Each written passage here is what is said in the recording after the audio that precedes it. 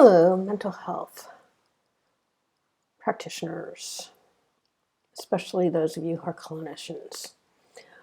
I'm wondering if you are having an issue with being totally bored by your clients' patients' stories.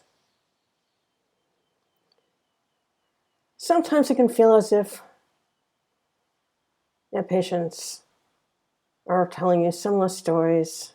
Sometimes it's about how they are unable to do anything to help improve themselves. Sometimes it's about just the inane things that everybody has to deal with in life. And maybe you're the type of person, more like myself, who would prefer to work with people with real problems, real challenges, real issues that require your knowledge, your practice, know-how, so that you can actually make a real difference in their life. Knowing the difference between everyday issues and those who are really suffering inside.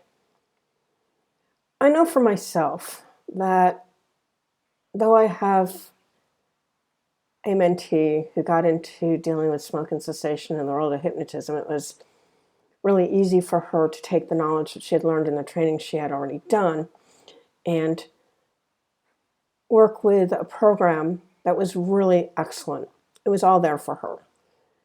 All she had to really do was do an intake, which is provided for her, as well as basically read a script that would take care of the entire issue. And she made a lot of money doing this work. However, for myself, I find smoking cessation to be utterly boring. I find that many of the people will come not because they want to stop smoking so much as they're being harassed by usually their partners, sometimes their kids. And even sometimes their doctors will tell them that they need to stop smoking, but having a need to do something and desiring to do it are two different things. And the way the subconscious mind works is that unless they absolutely want it for themselves, it is not going to work. That has been my observation over the years that I have been doing hypnotism and neurolinguistic programming, which is 20 plus years at this point.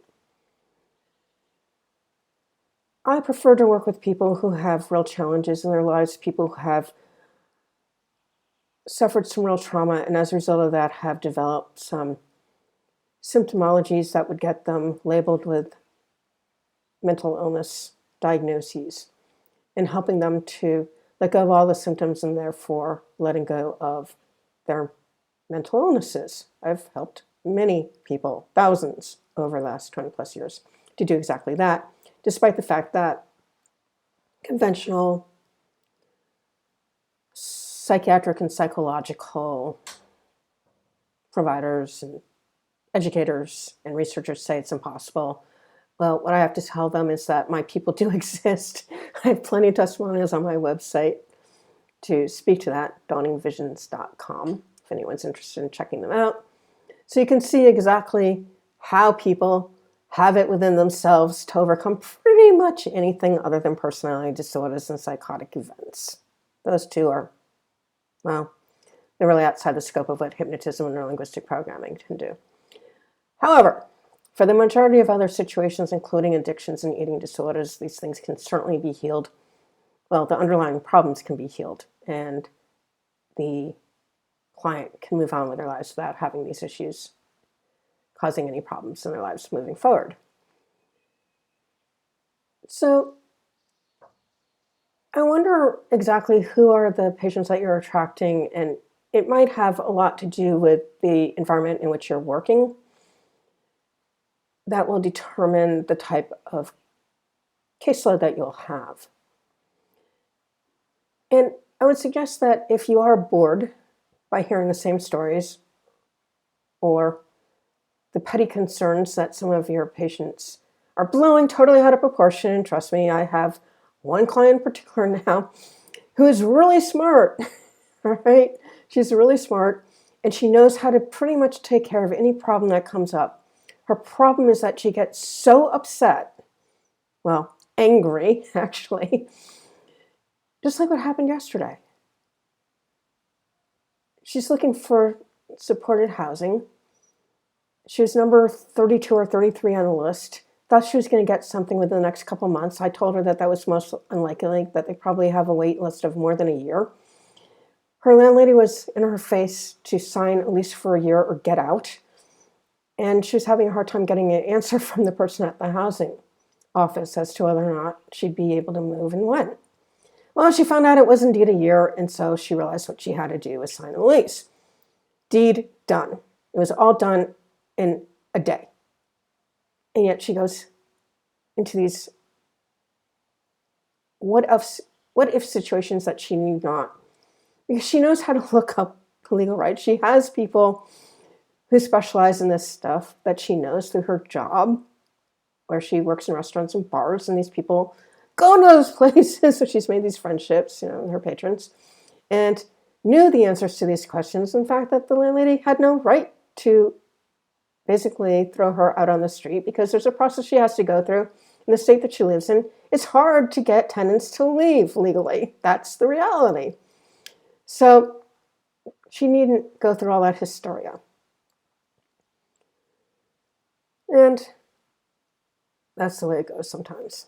But she is a fascinating case in a lot of other ways. And though we do have our, shall we say, challenges in communication at times, I've offered to have her let go of my services on several occasions, and she has decided that she would prefer to work with me because I am able to help her to get through her day-to-day issues in a pretty productive and informed manner, helping her to let go of all of the, shall we say, anxiety she throws on herself from when she has to deal with these issues. So think about your client base and the type of clients or patients that you'd really love to work with, and do your advertising, your marketing toward those types of folks.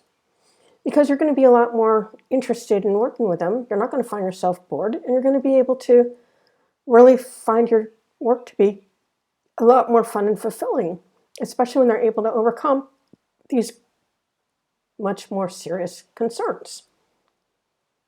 Just an idea for y'all.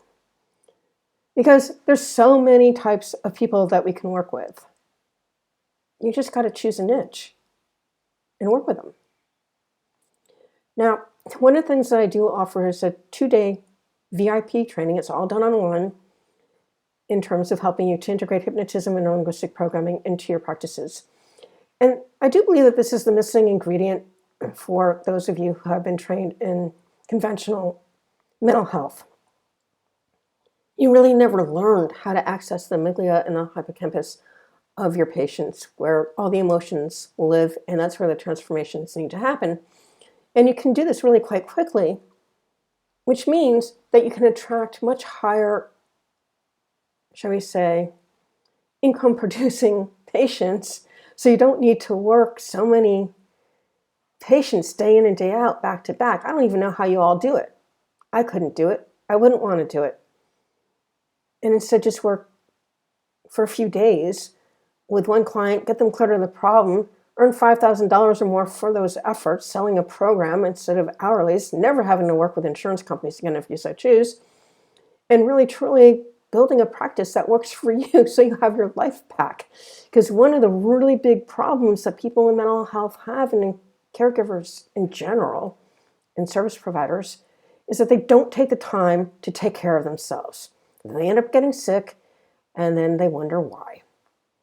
We all need balance in our lives, and that means that you can only work with so many patients during your week so that you have the time to take care of yourself, to take time to be with your friends and family.